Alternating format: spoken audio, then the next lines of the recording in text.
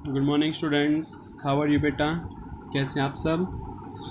आज हम अपनी वीडियो स्टार्ट करते हैं। क्या पढ़ने लग रहे हैं हम? Refraction of light. ठीक है, रिफ्रैक्शन ऑफ लाइट करने लग रहे हैं हम। ठीक है, तो यहाँ बेटा उस दिन हमने बेसिक क्लास ली थी इसकी। तो रिफ्रैक्शन के अंदर हमने क्या देखा था कि जब मीडियम चेंज होगा, when light goes from one medium to another, ठीक है, इट बेंड टुवर्ड्स और away from the normal. Okay, तो वो आपने बेसिक किया होगा। आज हमारा जो टॉपिक है वो हम क्या पढ़ेंगे? When light goes from air into a denser medium. ठीक है, ये एयर से कहाँ जाएगी? किसी डेंसर मीडियम के अंदर जाएगी लाइट। ठीक है, सपोज करो या मैं क्या मान लेता हूँ, हम मान लेते हैं यहाँ पे ग्लास स्लाइड है।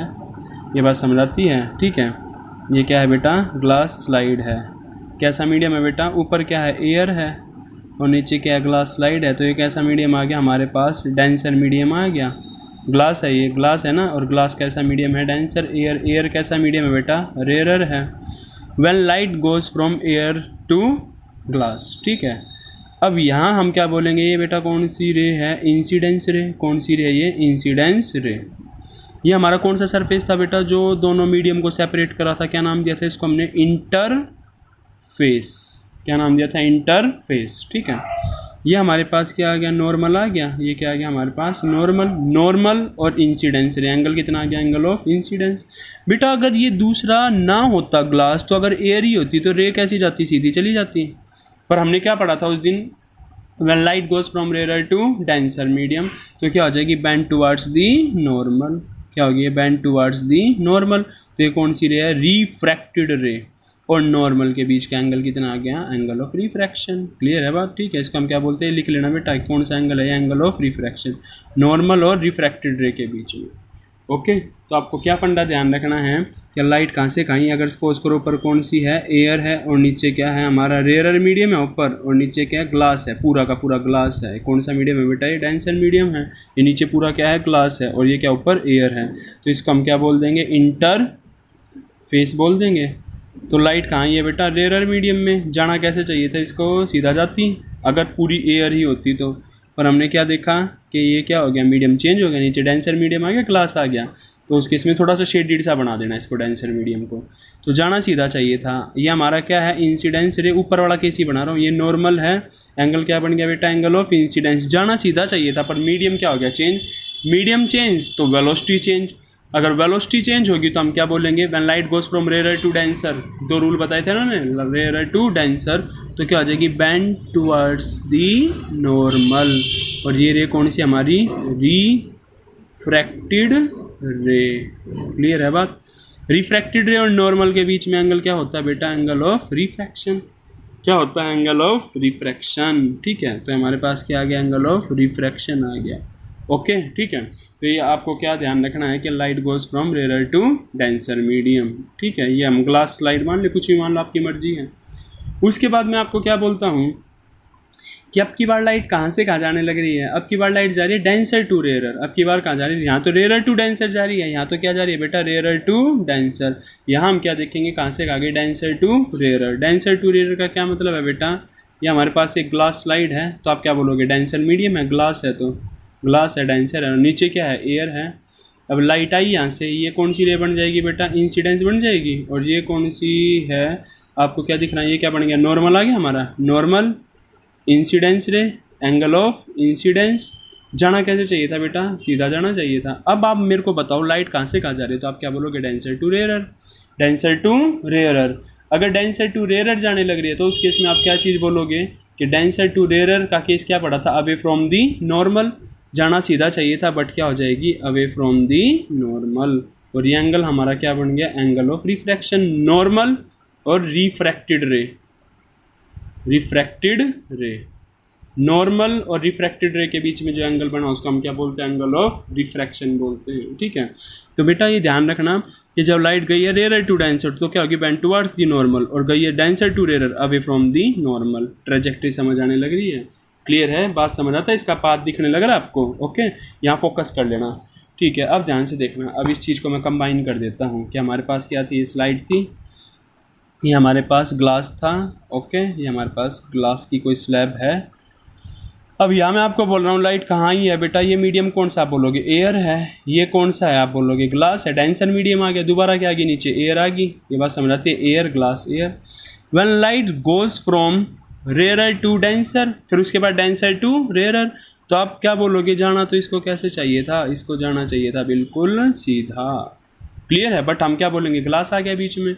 अभी हमारे पास एंगल क्या बन गया बेटा, एंगल ऑफ इंसिडेंस आ गया। क्लियर है, ठीक है। Light goes from rarer to denser, आप क्या बोलोगे, बेंड टुवर्ड्स दी नॉर्मल। जाना कहाँ चाहिए था ऐसे, लेकिन क्या हो जाएगी, बेंड टुवर्ड्स दी नॉर्मल।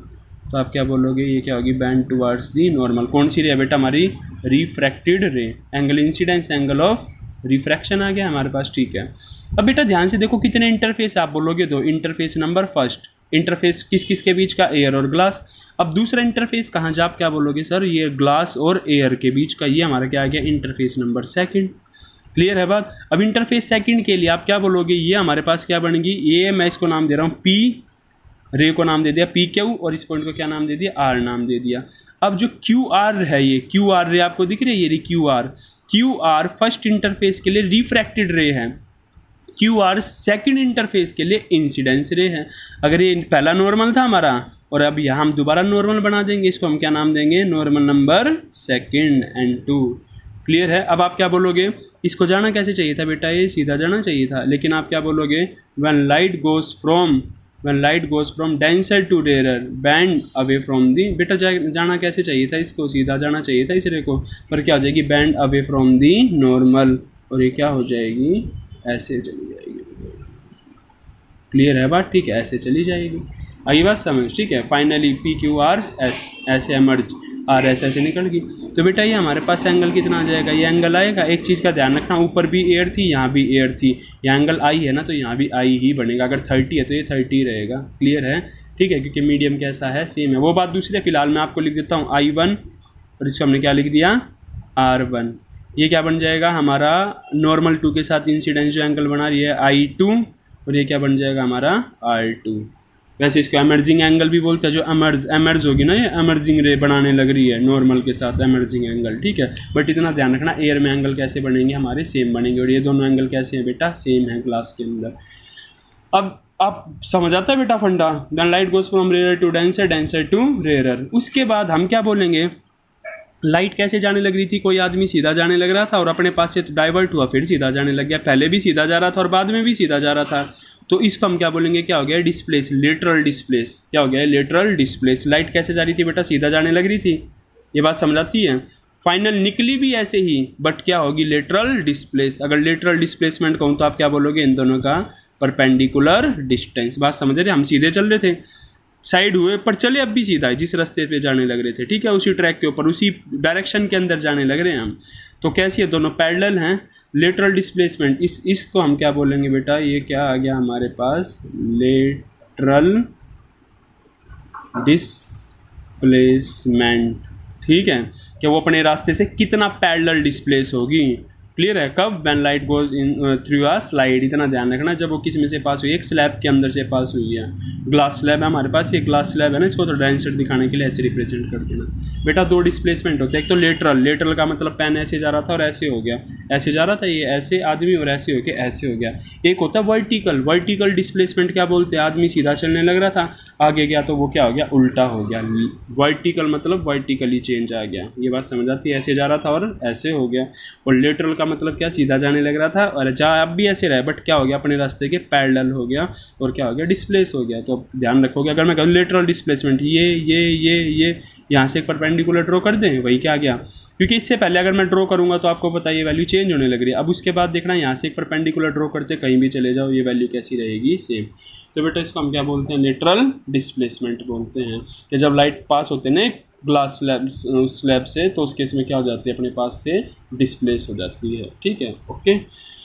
उसके बाद एक चीज़ का और ध्यान रखना बेटा, अगर कोई ग्लास के बिल्कुल परपेंडिकुलर गिरेगी ना कोई रे, तो वो अपने पास से बिना डाइवर्ट हुए कैसी चली जाएगी, सीधी चली जाएगी। ये बात समझ आती है, ठीक है। ध्यान रखना क्या, कि अगर कोई लाइट रे है, ठीक है, और वो कैसे आई है, परपेंडिकुलर आई है इंटरफेस के, ये हमारी एयर थी, ये हमारे पास ग्लास था, फिर एयर आ गई, ठीक है। अगर परपेंडिकुलर आएगी ना, ठीक है, तो उस केस में हम क्या बोलेंगे, क्या वो कैसे पास होगी, as it is, without divert हुए। तो इस चीज़ का आपको ध्यान रखना है। क्लियर है बेटा? ठीक है, इन कंसेप्ट को बुक से कर लेना। आपकी कोई डाउट क्लास भी लूँगा मैं, ठीक है। अभी तो पीटीएम चलेंगे आपके आजकल हैं, तो देख लूँगा मैं फ्राइडे सैटरडे कभी भी एक दिन आपको बता दूंगा। जो डाउट हो मेरे से पूछ लेना इस इन टॉपिक्स के ऊपर। ओके ठीक है बेटा, बाय।